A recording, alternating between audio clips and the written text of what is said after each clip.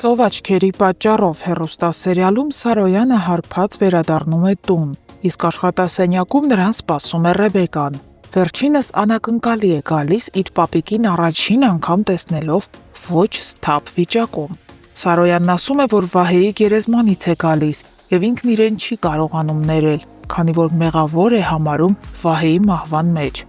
Ռեբեկան, ով տեղի ունեցածում անընդհատ մեղադրում էր պապիկին, այս անգամ աջակցում է նրան, ասելով, որ նա մեղավոր չէ, ուղղակի Վահեն գերազանցել է թույլատրելի արագությունը։ Սարոյանը պատասխանում է, որ եթե ինքը ժամանակին հավատար Վահեին, ամեն բան այլ կերպ կլիներ։ Ռեբեկան սակայն ասում է, որ հիմա կա հնարավորություն փրկելու Արմանի ու Էլայի սերը եւ նրանց ճակատագիրը։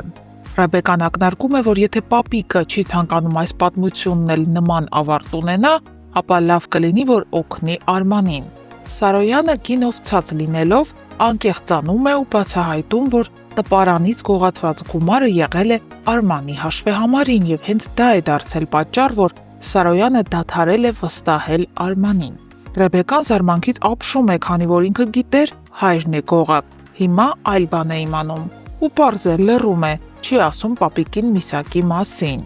Գարիկն էլ մինչև ուշ գիշեր սպասում է Դիանային նրա տան մոտ, հույս ունենալով, որ կվերադառնա։ Իսկ Գարիկի համար Դիանայի փախուստը միայն մեկ բան է նշանակում, որ այդպիսով Դիանան խոստովանել է իր մասնակցությունը Արմանի ձերբակալությանը։ Կրքերը թեժանում են, եւ եթե նախկինում Գարիկն ու Դիանան դաշնակիցներ էին, ապա հիմա դարձան համար մեկ թշնամիներ։ Իսկ Դիանան իրականում անհետացել է նոր, ավելի դաժան ու հետաքրքիր պլան կազմելու համար։ Արմանին էլ հաջողվում է բանտից զանգել Էլային։ Էլան ուրախությունից 7-րդ երկնքում է, նրան ավել ոչինչ պետք չէր, քան խոսել Արմանի հետ։ Էլան հիմա փաստացի դուրս եկավ հարազատ պապիկի դեմ, Գարիկին պատմելով եղելությունը։ Բայց լավ է գոնե, որ Գարիկը կրկին Սարոյանին չմեղադրեց բոլոր մեղքերում ու հասկացավ, որ այս ամենի հետևում իրականում կանգնած է Դիանան։ Սառան էլ չի կարողանում հաշտվել այն մտքի հետ, որ գոռը նրան ջնջել է իր կյանքից։ Նա անընդհատ ձայնային հաղորդագրություններ է ուղարկում գոռին, ամեն նամակի վերջում ասելով նույնը, որ սա իր վերջին հաղորդագրությունն է, որ ինքը անիծում է այն օրը, երբ հանդիպեց նրան։ Աղջիկ ջան, էլ քանի նամակ պետք է գոռը թողնի անպատասխան, որ հասկանաս, այլևս պետք չէ նրան գրել։ Հարգելի հետևորդներ, ինչպես կվարվի Ռեբեկան, իմանալով ճշմարտությունը, արդյոք նա Էլային կասի, որ այդ գումարը եղել է Արմանի հաշվին։ Գրեք մեկնաբանություն եւ սեղմեք բաժանորդագրվել կոճակը։ Վերջերս մի քանի անգամ հարցրել են այս մատանին ինչ է նշանակում։ Դե սերիալը դիտողները գիտեն, որ գոռն է Սառայի մատին դրել, նշանադրվել է, բայց մնացած մարդկանց հետաքրքրում է։ Ժողովուրդ ուղակի դնում են, որ չկորցնեմ զուտ, որովհետև ես շատ հաճախ եմ իրեր կորցնում։ Միլենա ջան, հենց Միլենան տեսնում է ինձ, ասում է մատանին, վզնացը։ Դրա համար չեմ անում, միայն 3 չեմ դրել, չեմ գրել։ Սառան այսօր չգիտես ինչի որոշել է, որ պետքա տանը մնա, չգա նկարահանման։ Դրա համար ես բռնագրավել եմ իր սենյակը եւ այստեղ եմ զգեստափոխվելու։ Քանի որ մնացել եմ միայնակ Սառայի ննջարանում, որոշեցի բացահայտեմ ինչ-որ բաներ Սառայի մասին ու այստեղ գտա օրինակ Սառայի ամենասիրելի գիրքը,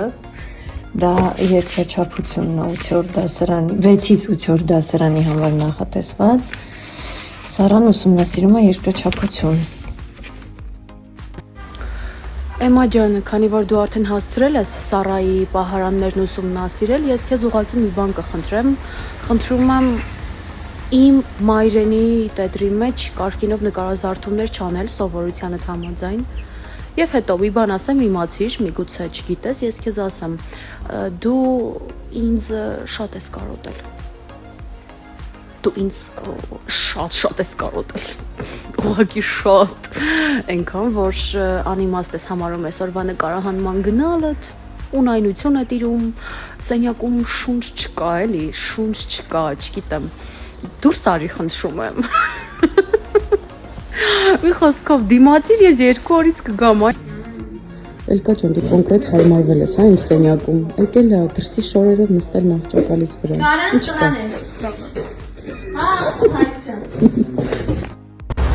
Ժամը 9 է, այսօրվա նկարահանումներն ավարտված են ու ես ինչպես միշտ միայն ես չէ։ Տեսեք ինչ մեծ պայուսակներով են, ես ճամպրուկով եմ, Ադրինեն շատ մեծ պայուսակով, որովհետև հագուստները շատ են ու հնարավոր չի առանձին պայուսակներով բերել։ Ու այս դեպքում չենք ասում իրար բարի գիշեր, ասում են գնանք մի քանի ժամից տեսնելու։ Բայց լավ անցավ։ Միշտ։ Ակա։ Այս երևի առաջին դեպքն է, որ ես հիվանդ եմ ու ինքս պիտի ինձ խնամեմ։ Բայց մամայի սիրտը մի բան զգացել էր, որ հետս նանա էր ուղարկել։ Այս երազրած ջրի մեջ մնացել է մոտ 15 րոպե։ Հիմա կլցնենք այս շատ փոքր բաժակի մեջ։ Խնդրում եմ չթափվես։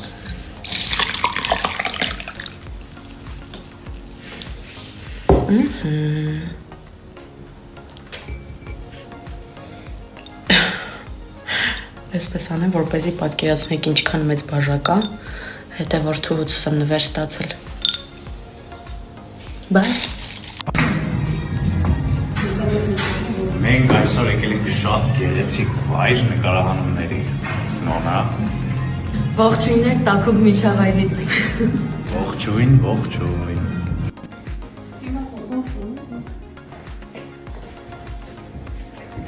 Իհարկե երկուսս ես ուզում եմ։ Այսօր նկարահանումներս ավարտեցի ուղիղ ժամը 6-ին։ Մի տեսակ դերասանուհու աշխատանքի նման չի էլի, ֆիքսված ժամը։ Փաստորեն էսպես էլ է լինում։ Բրթեքանը գցեք սերիալից դուրս, sense վատ է։ Այս երկու քույրն են միայն։ Ոչ իրականում այս սրանք են ստորը, իմ անունն է դուրս եկել։ Սա ինչ հարց էր։ Իհարկե դուր է։ Իհարկե ոչ։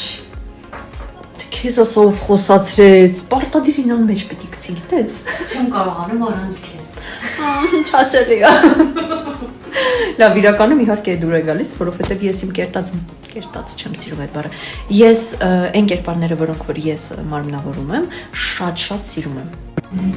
Ողջույն բոլորին, այսօր սերիալի Instagram-ի էջը մեզ մոտ է, կարող եք մեզ հարցեր տալ, մենք մաքսիմալ անկեղծ կպատասխանենք։ Հիմա ես անտառում եմ ու լրիվ մենակ եմ, Սոնուշնի գրուպան չգիտեմ որ կողմա գնացել։ Ու հիմա գնում իրանց խնդրելու։ Հիմա ինչ եմ ուզում հարցնեմ, որ անտառում գիշերը մենակ մնամ, ոչ ոքի չգտնեմ, ինչ է լինելու, ինձ արջերն ու գայլերը կուտեն, մեկ էլ ոնց եմ կրակ վառելու։